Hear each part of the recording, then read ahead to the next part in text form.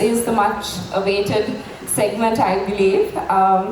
So this evening we journey into a world of precision, speed and ambition through a young athlete turning global attention towards Sri Lanka. Please welcome and give a big round of applause to the rising motorsport star on track towards Formula One dreams, Yevan David. And joining him from the organization driving mobility innovation in Sri Lanka and backing this remarkable journey with Mercedes-Benz, the Executive Director of DEMO, Mr. Rajiv. Let's give him also a big round of applause. So to get started with, I'm sure all of you would like a chance to raise your questions and have a chat with Yevan as well. So just to begin, Yevan, you race with Sri Lankan flag on your suit. What kind of pride or what kind of responsibility does that give you when you're on the grid? First of all, thank you for everyone for coming today, and it's a pleasure to be here. Racing with the Sri Lankan flag, I've been doing it since I was a small kid, but now to be on the global stage, representing F3 next season as well, it was amazing to have the Sri Lankan livery on the car this year, but taking it to F3 and potentially more within the next few years is very exciting. I hold such great pride with it, seeing the line on the car as well, so very excited for the future. Was there a moment where you thought, I'm going to do this, I'm going to race beyond this island, and a moment where it stopped being about being just you and it became about Sri Lanka on the track? Was there a defining moment like that for you? I think from the day I started, first of all, I loved just driving cars in general and the feeling of having Formula One as the goal.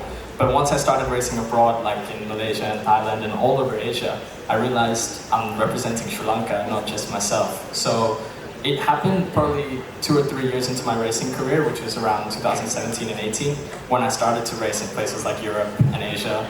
Obviously not for the whole year, but just to be seeing the Sri Lankan flag there on the live stream and stuff, that's when I realized, like, all right, this is time to go all the way. I had nights where I dreamed of the Sri Lankan flag on the Formula One podium, and that fueled everything I did. Every time I went to the gym, every time I stepped in the car, I realized this is for me and for Sri Lanka.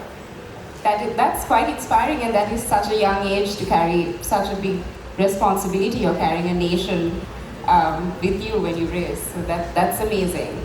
So the next question to Rajiv. DEMO and Mercedes-Benz chose to support a young driver representing Sri Lanka on these global circuits. What made that connection important to you? DEMO has been behind motorsport for a while now. So, for example, about 2016 or 2017, we have a CSR program where our school, there are mechanics getting learned, and we were in fact the first organization to put up a school in Jaffna after the war. So these students built up a racing car, and they raced in 2015, I believe, in Silverstone for a championship. So we've been promoting racing and like-minded kids, if I may say so, to pursue their dreams. So Yevan came across actually 4 or 5 years ago, and through one of our mutual friends, Mr. Bripo Nambalam. And so we were keeping it on hold, and then Yevan's dad, who's at the back there, we got talking about a 1.5 years ago, and then we saw some mutual interest. And for us, Yevan is stepping into Formula 3. He's the first driver in the Formula world going out of Sri Lanka. So that's a huge honor for Sri Lanka. So as the premier mobility organization in Sri Lanka, it makes absolute sense. But what really underlined the whole thing was his personality and his attitude towards what he's passionate about. Is something that we really love, and we are here to back him, and we wish him the best, and we'll be there all the way. Yeah. That's great. Almost seems like it was a no-brainer. This immediate connect. So back to Yevan. Motor racing isn't a typical path in Sri Lanka and culturally too. So what boundaries did you have to break, whether it was mentally, socially, or even structurally, to really, begin this journey and to pursue it and make a name for yourself in this space? I mean, obviously, initially, I started here in Sri Lanka, and the first time I stepped in a go-kart, I was 5 years old. So at the time, I wasn't, aware of how difficult it was to go out of Sri Lanka and race abroad, and my parents kind of shielded the difficulty from me and just let me race. But time came where I started to race in Singapore and the other countries, and I think, just doing one step at a time, first racing in another country, then another, and then after 2 or 3 years, started racing in Europe. And I guess the main thing I'm saying is that step by step, we were able to build the picture of where we are today. And I wouldn't say it was any big leap to go beyond Sri Lanka and represent the world. It was just step by step making the dream happen, but obviously putting the practice in, still doing the hard work that everyone does, but just that little bit more, and then taking it step by step. And I guess, like you said, your parents probably played a huge role in letting you pursue this and shielding you from the whole thing. Right. And if you had to explain Colombo or Sri Lanka to someone in the racing world, a coach or a competitor, what would you tell them? Do they know of Sri Lanka? Because you were the first to put Sri Lanka on the map in the Formula One or racing space. So obviously I meet a lot of people in racing, and I'm surprised to the amount of people that have actually been to Sri Lanka. It's almost like every other person has been. But for the people that haven't been, well, first of all, I don't talk about the racing side. I talk about how colorful and amazing Colombo is, the amount of opportunity and the growth that it's had in the last few years, and so much history behind it. But of course I also tell them about the whole of Sri Lanka, the beautiful beaches up in the mountains in Kandy and stuff. It's an amazing place to live and to go on holiday. And then I talk about the racing, how we have one of the best karting tracks in the world, and so many people that have this passion for cars and racing. I'm sure a lot of people here today have that passion for cars and Formula One as well. And it's growing every day, and what I tell them is, Sri Lanka has a huge future in motorsport, because there's a lot of young drivers that want to be reaching F1 who don't have the opportunity yet, but most of them are willing to do the hard work and have the talent. And the amount of people that are getting interested in racing, that want to be following every Formula One on a day-to-day basis, it's incredible. So I obviously tell them about the Sri Lanka side and Colombo and the beauty, but also the racing side, because there's a huge future in the coming years. Do you think that Colombo gives you an advantage or a unique perspective on the global stage? Yeah, I think, being from the capital city in Sri Lanka, I guess I can say to everyone that I'm from a beautiful place. Not a lot of people are from Colombo, and a lot of people are from the F3 or the Formula 4 grid in the world. But one of my main advantages is Sri Lanka as a whole, because it's such a unique country, and just saying I'm from Sri Lanka separates me from the rest, and I feel that's very special to have on the grid. Nice. So people usually see, sorry Rajiv, I'm coming to you, but more to Yevan. People see the glamour and the speed, but not really the pressure of milliseconds that define a win or a loss. So what is one discipline, or was there like a mind shift or daily habit that you practice, that keeps you going, that keeps you performing at this world-class level? Is something you can share with the audience as well? Yeah, of course. I mean, a lot of people know from my TED Talk that I engage in meditation. And what I mean from that is, pressure is something that is created in our head. What I realized is that when you go into a race and you say, oh, I should do well because of this, because of that, you have to realize that you're doing it for yourself. And 5 minutes a day, I basically just try to clear my mind and just focus on everything that's right in front of me. So if I'm just before I'm going to the gym, I sit for 5 minutes and just clear my mind, and it's like, okay, now I have to focus on gym.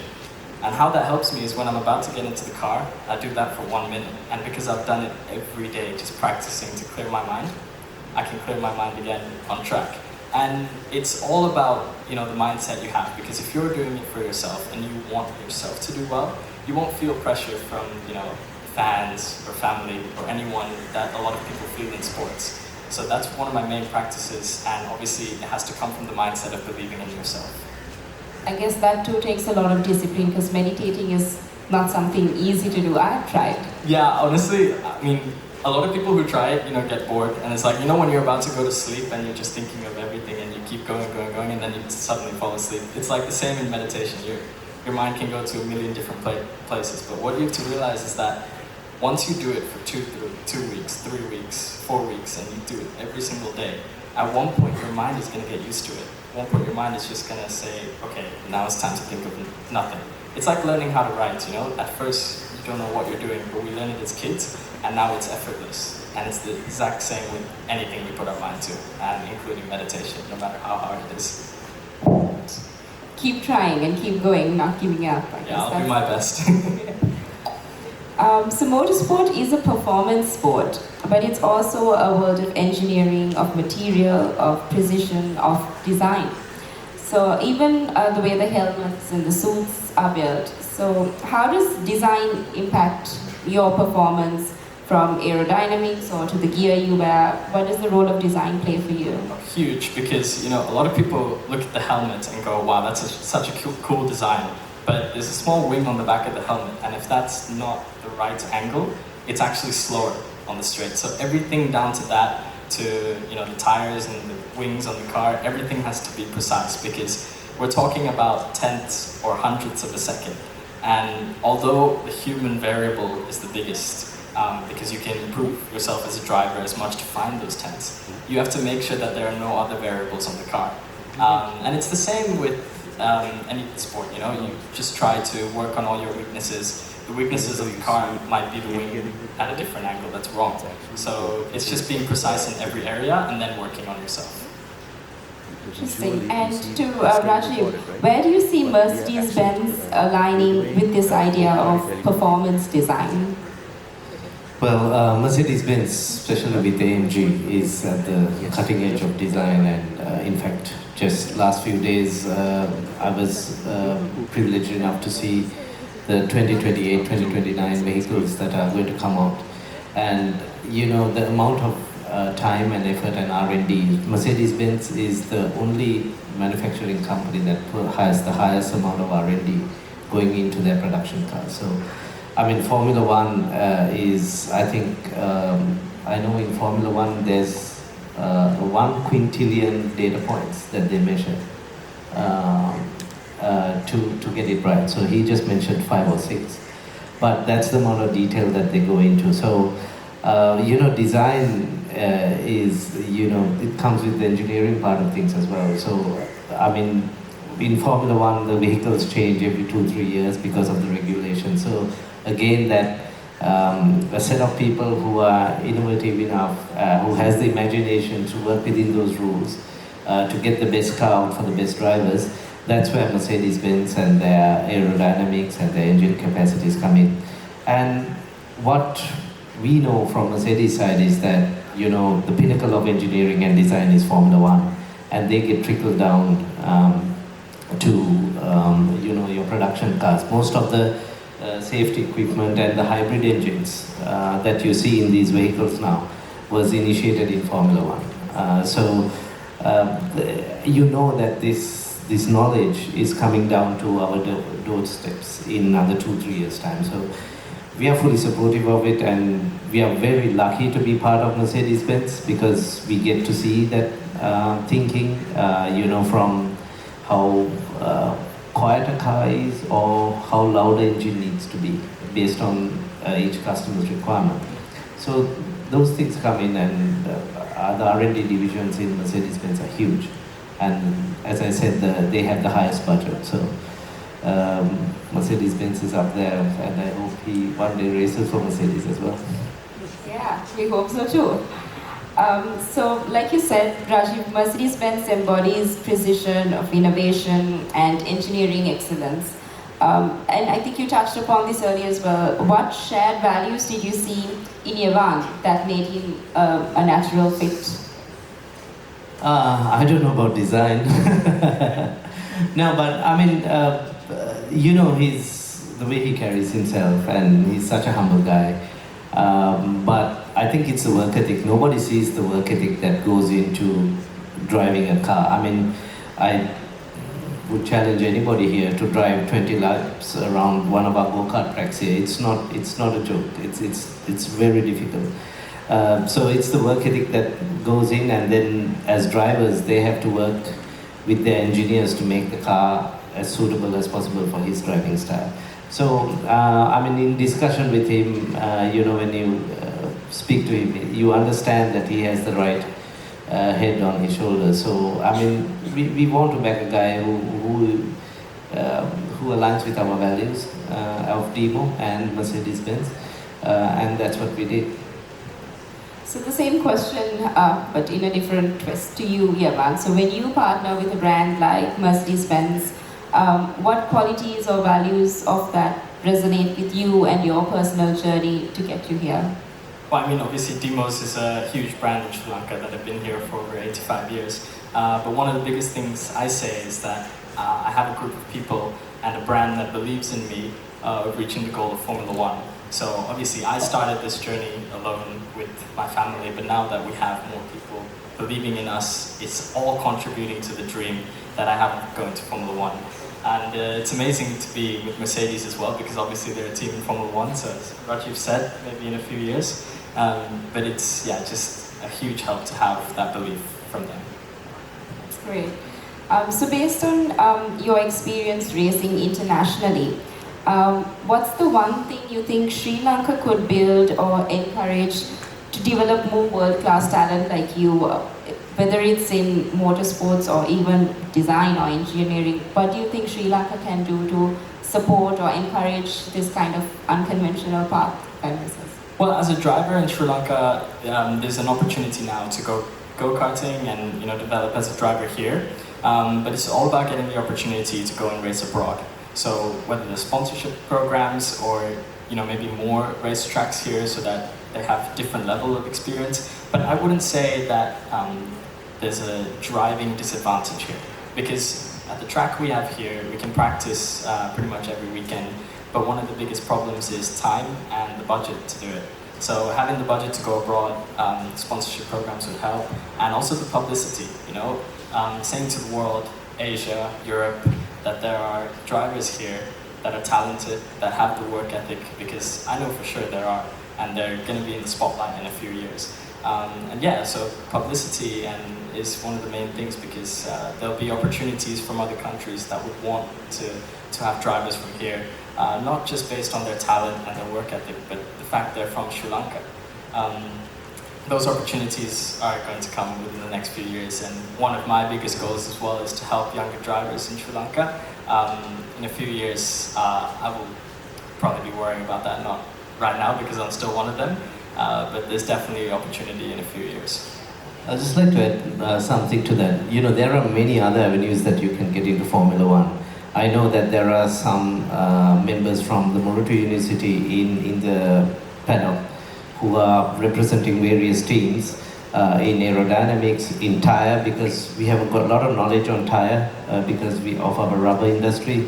Then the clothing and the apparel, because there's so much tech going into their clothing, because it's fireproof, it has to reach some kind of standard. So there are so many avenues that you can get into racing, because I know of people who are there. In fact, two of the AMG is a one-man, one engine, and there are 2 Sri Lankans building those engines in the factory in Affelterbach in Germany. So, I mean, if you can harness your knowledge and if you have that vision and a bit of support, there are many ways that you can get onto the racetrack.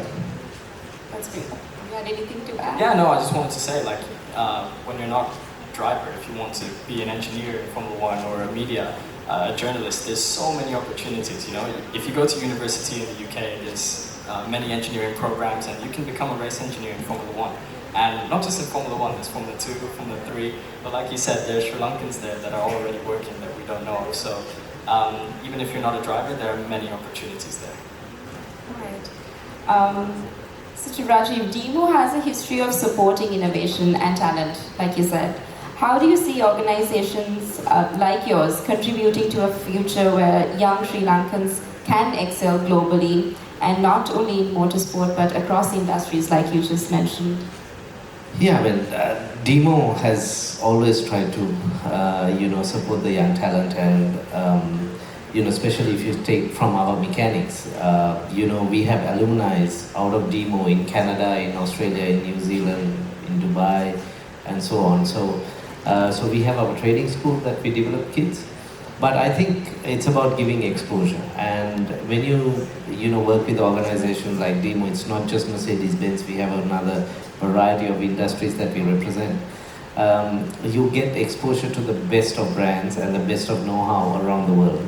So that kind of, if you have the inner hunger or the fire in you to get to know things, learn, then when you come up and work with DEMO, you get exposed to those, and then you get to work with like-minded people, and then after that, the world is your oyster, and we are there to back those young individuals, and we would love to keep doing that. And we did that with, I think, Linda, when we started this long time ago, when we sent some designers to UK as well. So it depends, regardless of the industry, if you have the hunger and we can align, then the exposure is there. So I guess it all starts with being self-driven and having the discipline to pursue it. Exactly. So I know the audience is also waiting to probably interact and have some questions, but a few closing questions to you, Yevan. If your younger self, that kid who first sat in a cart, could see you racing today, what would you tell him about ambition, about what lies ahead, and about the responsibility of representing a nation? But the one thing I would say is just believe in yourself. Everything else will fall into place once you believe you're going to Formula One. You believe that everyone here is just there to help you.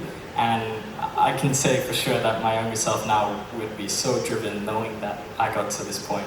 And there's no reason why that younger self can't have the belief. So if I could go back, I would, because there's a lot of times I doubted myself as a youngster, but when I didn't need to, so definitely belief is the main thing I would say. And when you look ahead, what's the next boundary that in your mind you're preparing to break? What's the next big move for you? What is something that you see is just beyond your reach, but you're again so focused on achieving? Well, within the next few years, now that I'm entering Formula 3, we normally do 1 or 2 years in Formula 3 and 1 or 2 years in Formula 2. So that's a maximum of 4 years before Formula 1, and that's the goal right now. I mean, just 4 years away it's not that long ago. Not that long in the future. So just focusing on doing as much as I can in F3, and then as much as I can in F2. I don't want to be looking at Formula 1 right now and focusing on that, because my focus right now is the Formula 3 Championship next year.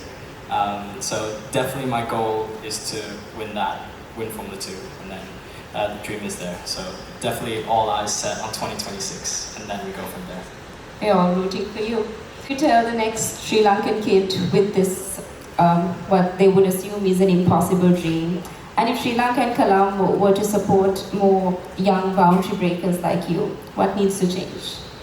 Well, the one thing I would say to everyone is follow those dreams. Follow those crazy, impossible dreams, because there's a reason they're planted in you. There's a reason you're thinking about them. There's a reason you want them. So even as crazy as it may seem, it's still possible. And for the way to go forward, I would say it's just having a good support system around you that will help you chase your dreams. Obviously, it's you that has to have the passion, but no success is done alone. I can say that I've had an amazing team off track in terms of my family, my manager, my coach. All of them are with me to push me forward to where I'm going. So having that team around you and having the people that believe in you will take you far, and following that passion, as I said, no matter how crazy it seems. Thank you. So I wanted to open up for any questions from the audience. Rajiv, is there anything you'd like to add? Yeah. If anyone, go ahead. Yeah. Yevan, in your TED talk, you talked about you learn more when you lose than when you win. In your TED talk, Yevan, you talked about like you learn more when you lose than when you win. So can you just elaborate that mindset of learning at the lowest point? Yeah, of course. I mean, as I said, I've probably won less than 10% of my races, even 5%. And yet we're still here today because celebrating success and celebrating, the journey onwards. And what I learned is that when you lose, you finish second, you finish third. To make it simple, there's a reason why you didn't finish first. Whether you were not fast enough as a driver, whether the engine wasn't fast enough, whether the team didn't set up the car properly, there's always a reason. So to look at it analytically, you just find the reason every single time during a race, or find something to work on. Even when you win, if you say you made a mistake on this lap and that lap, find out why that happened. And what I learned is that every time you lose, you can work on that reason. You can go back home after the Sunday night, let it process, and then tick those boxes off. Because everyone has weaknesses, but if your weaknesses are better than the other drivers, then you'll succeed, no matter how good you are. So every time you lose, just remember to not feel down, and one of the things I learned is that when you win, it feels good, but also you feel terrible when you lose. And not a lot of people understand that losing is a part of it. And so when I started to feel okay with losing, that pressure just released from me, because I realized, okay, it's either you learn or you win. And that's it, there's nothing else. So every race, I'm excited to learn. I'm excited to do well, but I know that if I make a mistake, I'm excited because there's a new weakness that I can work on and make myself better. And that's the mindset that I have towards everything, not just racing, but in school. And yeah, that's basically the mindset behind it. So remember, you have 22 million people who will be behind you. Yeah, a lot of people to believe. Yeah. Anyone else? Hi, Yevan, nice to meet you. So my question is that Formula One or even Formula 3 is very competitive, and I mean, when you have that level of competition, the pressure is really high, right? And especially being around other racers who are, very good. It's basically, the tip top of the competition, right? How do you kind of deal with that sort of competition and the pressure that comes with it? So one of the things that's very difficult to do is, you compare yourself to other competitors. Even when you're in school, whenever you get a grade on a test, you want to find out what everyone else is to see if you did well. But what I learned is that focusing on yourself and just thinking, okay, I finished here in this race. I don't care where anyone else finished. What can I work on? And putting all your energy into yourself takes that pressure off, because then you're not thinking about how well this guy did, how much practice this guy did, how well this guy's doing and you're not doing. Because all you're doing is focusing on yourself, focusing on the mistakes you've made and how you can learn from them. And then ultimately at one point, you're going to be comparing to yourself so much that you'll forget everyone else is even there, because all your energy is onto you. Another big thing about pressure is that you can feel pressure from around you, but in the end, it's how your mind takes the pressure. It's all about our mind, of how we can take that pressure and use it into a positive energy. So what I just explained there, anything that comes to pressure for me, I just remind myself, focus on yourself. Everything else will fall into place, because that's the only thing you can control, and then the pressure just fades away. How do you filter out what you can learn from someone else? So I look at it, take Max and Lewis for example. Lewis has won so much and he's gone through so many championships, and now he's having probably the toughest time in his career. And so what I learned from him is, okay, even when you win so much, there's still more to work on, and still things can happen that can bring you down, and it's about how you can get back up from it. But I don't relate it to, oh, he's won this many championships, I haven't. I relate it to, that's something I can learn from this person, so I'm going to take it on. And it's not just Formula One drivers, it's football players or basketball players, or even anyone around me, like, for example, my father, who's always working hard, and, doing multiple hours of work a day and putting so much time and energy, it's like for me, I can do that as well because I know someone else can do it and they're achieving that way. So that means I can do that for myself. But I don't have to compare, I don't have to say this person's doing better than me. I can just say, okay, I can reach that level as well. And then the pressure fades, as I said. Thank you. In fact, I have a question for you. You took... No, you took Luis's, I was thinking it from a business angle as well. Luis is the most successful driver there's been there. And, he's facing the toughest year he has had. How do you separate, from, Luis? It's very easy for Luis to come and blame his team or, the engineers or the tire, the weather, to all kinds of things. How do you still, with that motivation that you have singularly on yourself, how do you drive the team with that? How do you separate the blame game? Yeah. So one of the biggest, a lot of teams hate drivers because they complain a lot, let's be honest. So there's one driver in particular who brought a team after years, which is Michael Schumacher. Everyone looks at him and Ferrari, oh, he's won this many championships. But no one everyone doesn't realize that before his first Ferrari championship, it took him 4 years to win anything with Ferrari. And he didn't blame them after they made a mistake in the race, whether, they forgot to put the certain degree of wing on or whether they had a slow pit stop, because he wanted the same thing that they wanted, which is to go forward. So when someone makes a mistake in the team or they didn't do something right, you got to be the leader. You got to be saying, hey, it's okay. You made this mistake, just learn from it and let's move forward. Obviously, that doesn't mean you can't be assertive. You can say you gotta get your stuff together and improve.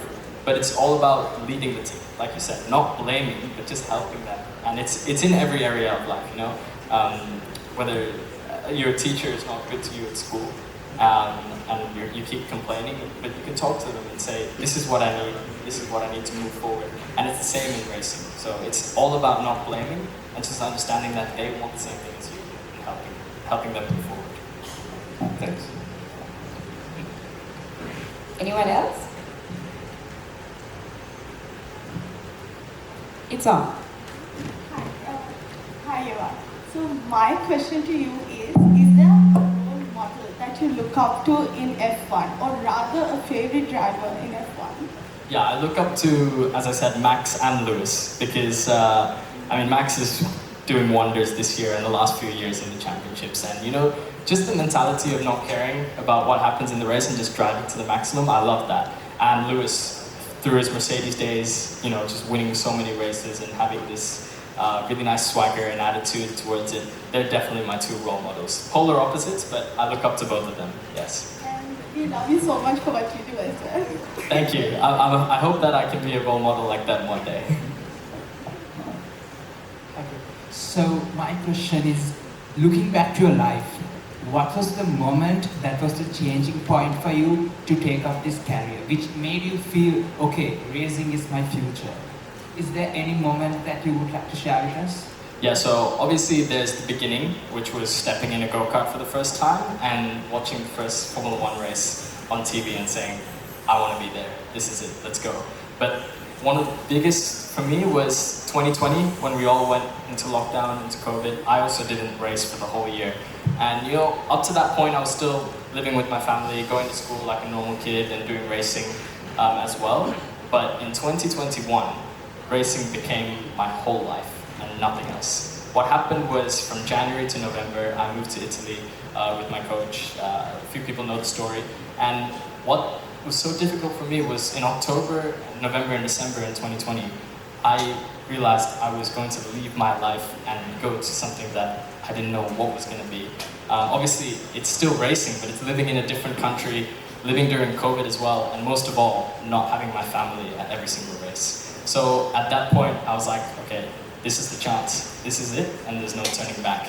And I remember thinking to at the time, like, okay, let's do 1 year.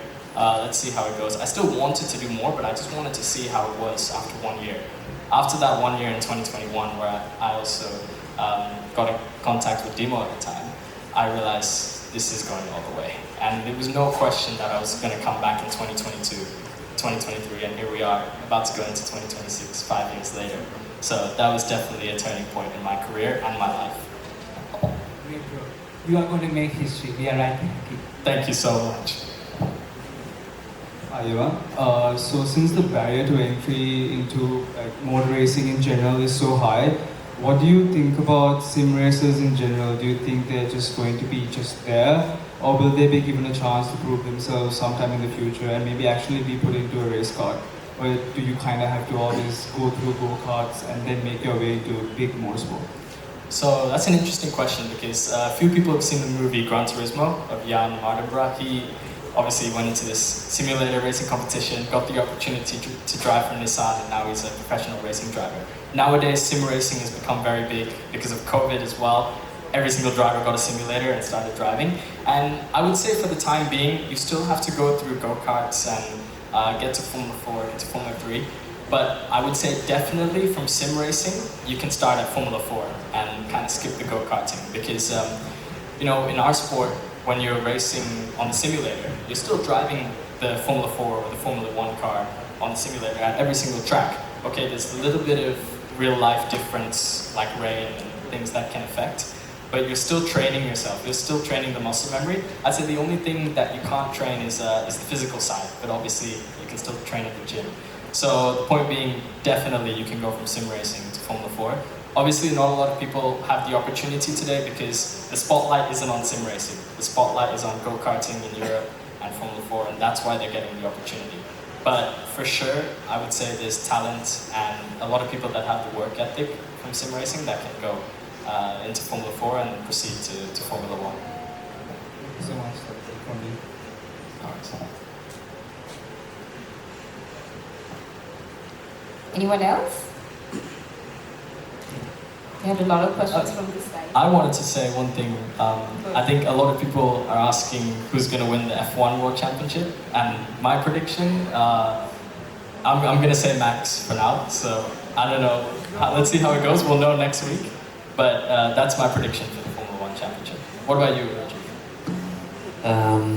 Well, I would like Piastri to win, but I think Lando is going to win. Yeah, I mean now it's quite a lead for him. But I thought Piastri 2 months ago as well. But things happen. So. Good guy. That's why I respect him. Yeah. Any more questions? We still have a few more minutes to go.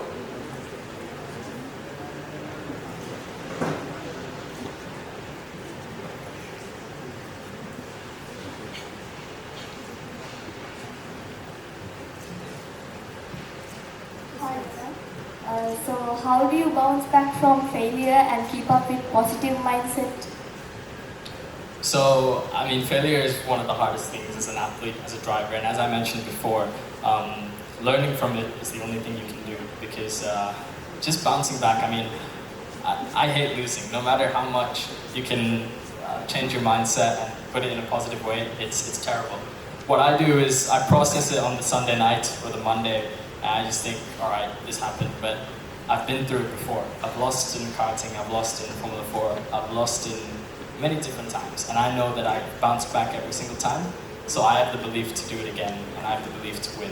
So just reminding yourself that you're here at this point in this journey, and you're still going for a reason. So you can't win all the time, everyone loses. This is probably just one of those losses, and keep going, because it's only a matter of time if you have the mindset, if you have the drive to get to your dreams. Thank you.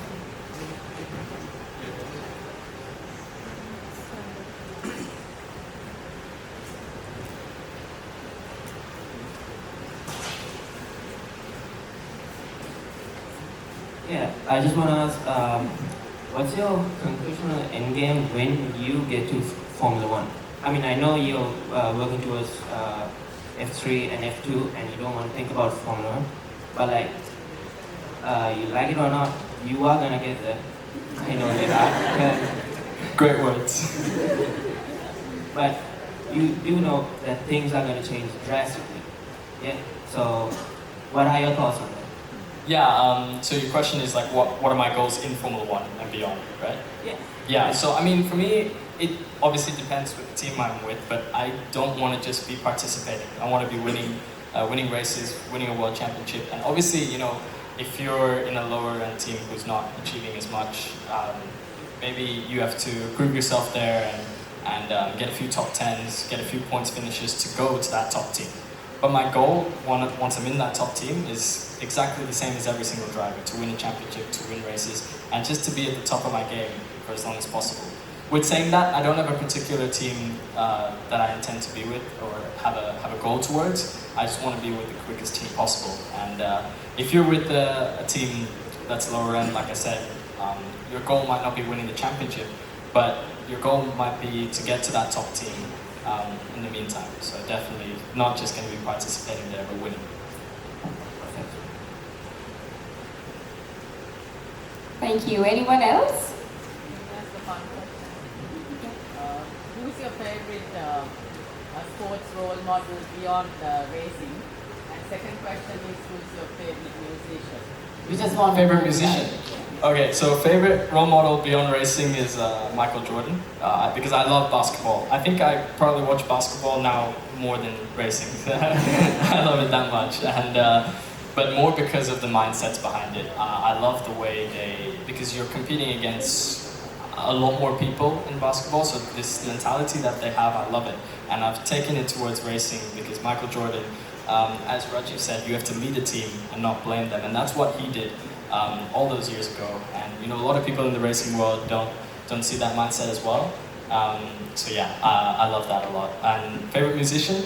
I can't pick one right now, but I just saw the one I've loved for a long time, the Michael Jackson trailer last week, so I'm going with him for now because I love pretty much every single one of his songs. So, yeah. Can't dance like him though, but that's okay. Hi, Where's the mic? I can't see. Oh yeah, there, okay. Okay, so in Sri Lanka, what were their thoughts on you getting into a whole new platform? What were their thoughts on it? Did they give that full support, or did they say, okay, you do whatever you want or something like that? So what were your parents' support? Yeah, so for me, every single parent wants their kid to do well and to succeed. And, it's very risky doing different sports, and especially the sport I'm in. In terms of the safety side, I don't think they were too worried because they knew the sport is quite safe nowadays. But just making it, because a lot of people want, their parents to go to, a lot of parents want their kids to go to school, get a degree, get education, which I'm still doing as well. But having a sport as your main profession and as your main goal, it can be risky. But what I was very lucky to have is parents that believed in me no matter what I picked. So if they knew that I wanted to go all the way in racing or in a different sport, they would have supported me all the way. And we're here today because I picked racing rather than tennis or football or basketball. But they still supported from day one, and I'm very lucky to have that and appreciate that. There were moments where, I think internally they were debating because we're just, considering and going through the difficulties of racing, being away from family, the travel, obviously the cost as well. But they obviously didn't discuss any of that with me because they wanted me to live my dream, and that I'll forever be thankful for.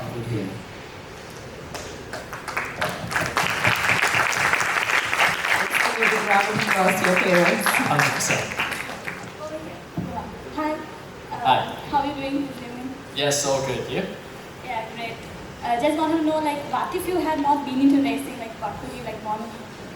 If you're not doing If I'm engineering side, Formula 1 as well. So yeah, definitely still involved in racing if I were to say now, yes. Okay, and a question, how does it feel when you're in the racing car with your helmet on and the lights are off? How does it feel? In that top speed driving? I'm pretty relaxed. I'd say when you're going at such speeds for so long, I'd say the first time you get into a fast car, so let's say the first time I drove the F3, at top speeds it's much more, it's 300 now, so it's whoa, okay, I'm going fast. But with anything, your brain gets used to it, and I started to get used to it, started to get the muscle memory, and the tracks never change, on a yearly basis. So all the tracks you go to, you can practice on the simulator, so by the time you're racing and you're going at such speeds, your body and your mind knows exactly what to do. So you're never worried, and it just feels very, very relaxing. Not when you're in a tight race and there's a lot of cars around you and you don't know if you're going to win, but definitely in qualifying and in practice, just the speed itself, yeah, your body and your mind knows what to do, like anything else in life. So yeah.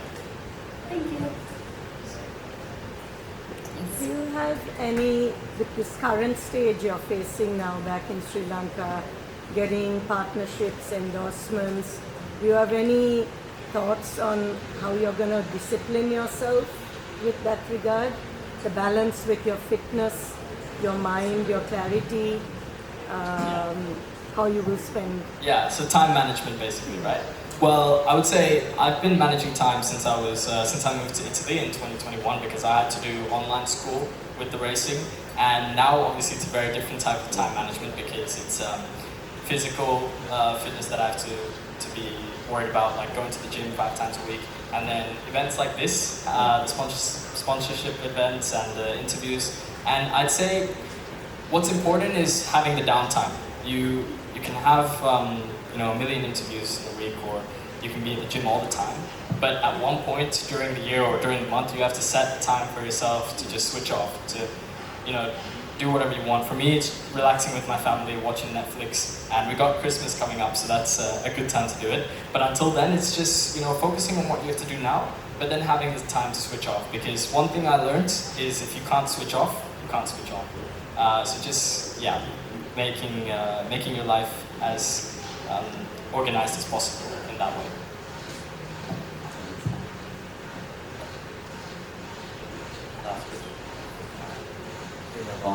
Hi, Yevan.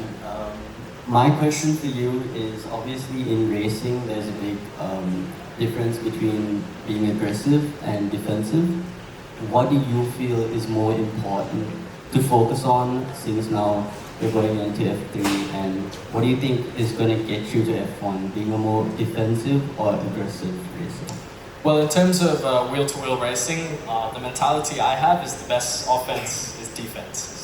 So, I mean, you can defend as much as you want, but in the end, if you're good at overtaking and you're good at defending, that's what will take you further. So what I meant to say was, you have to be good in both areas. If you're leading a race, there's no car to overtake in front, and therefore you need to be strategically defensive. But if you have a problem in qualifying and you start at the back of the grid and you need to overtake, then you need to be an aggressive racer. So I would say it's both equal for me. For other drivers, defense could be higher, offense could be higher, but for me, definitely being aggressive and attacking, plus the defending is important. Also, one more thing, are you a Messi fan or Ronaldo? Messi or Ronaldo? Well, I don't watch football much, but I would say Ronaldo. But I watch the World Cup. Ronaldo. So yeah, yes. Thank you. All right, so I think we're right about on time, a little over, but it was a really interesting and engaging conversation. I'm sure we could go on. I'm sure you all have lots of more questions. Maybe you all can connect afterwards. So before, while wrapping up, I'd just like to wish you all the best, Yevan, and we hope you keep racing hard and keep making Sri Lanka proud, and you know that we're all rooting for you. So all the best, and Rajiv, thank you so much. I think you also show that uplifting young talent is also uplifting a nation. Thank you. Yeah, thank you. Thank you to you. Thank you for everyone coming today. Really appreciate it. And a huge thank you to Rajiv and Dimas as well for having me today. Thank you to our audience as well. Thank you for your enthusiasm, your engagement. Really appreciate it. Yes, so with that, I'd like to conclude this session and hope you all have a good night.